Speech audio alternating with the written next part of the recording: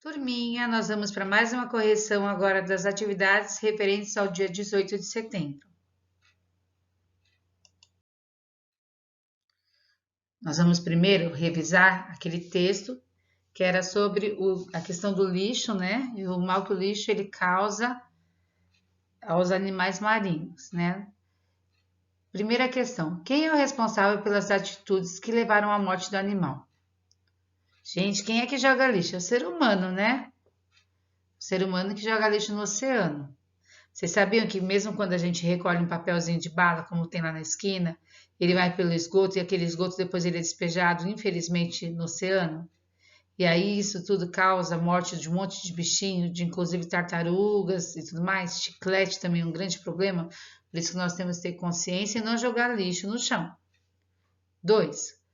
Qual é considerado o vilão da vida marinha? Por qual motivo? O plástico é considerado o grande vilão da vida marinha. Por quê? A poluição do oceano ela é muito grande. Aquele volume de plástico ameaça diversas espécies de animais marinhos, principalmente o plástico descartável. Ele é um problema mundial. Tem região que forma ilhas de plástico, para vocês terem noção. E essas ilhas de plástico, elas iludem os bichinhos que pensam que é comida e vão comer aquilo e acabam morrendo. Qual material foi coletado de dentro da baleia morta e qual espécie ela pertencia?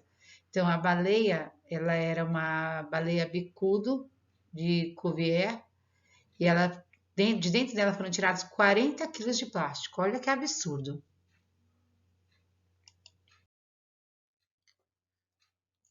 Bom, substantivo próprio, como vocês lembram, são o quê? São nome de cidades, nome de pessoas, nome de países. Então, Davao é o nome da cidade, Filipinas é o nome do país. Copie do texto dois substantivos comuns. Substantivos com qualquer coisa. Então, eu coloquei aqui água e sacolinhas, tá? São duas coisas normais, dois objetos, né? 6. Quais atitudes o ser humano precisam ter para evitarem tragédias como essa descrita no texto? Gente, a gente precisa aprender a reciclar, reduzir e reutilizar. E não jogar o lixo, a gente tem que ser consciente, né? Então, a gente terminou o português, nós vamos para a matemática agora. Como vocês podem ver aqui, na página 72, eu coloquei as caixas montadas igual da atividade de vocês. Então, nós temos um cubo, um paralelepípedo, um prisma de base hexagonal, porque ele tem 6 lados, tá? Então, a parte de baixo, que é a base, é igual à parte de cima. E uma pirâmide de base retangular. Aqui vocês podem ver as caixas montadas igual à atividade da página 72.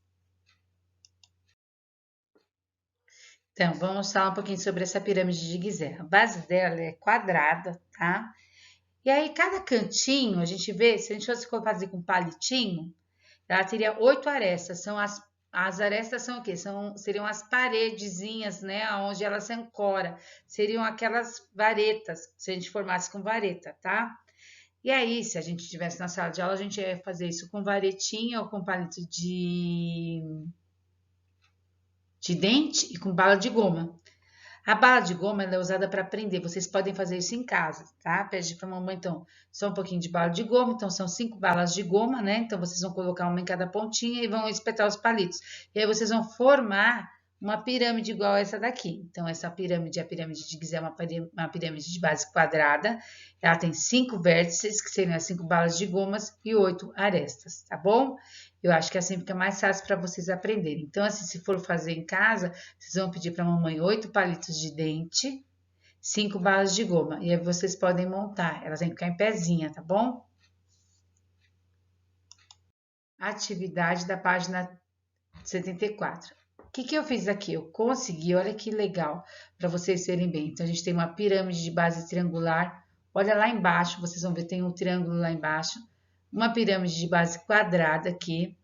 Uma pirâmide de base pentagonal. Vê aqui, a gente tem uma figura de 5 lados.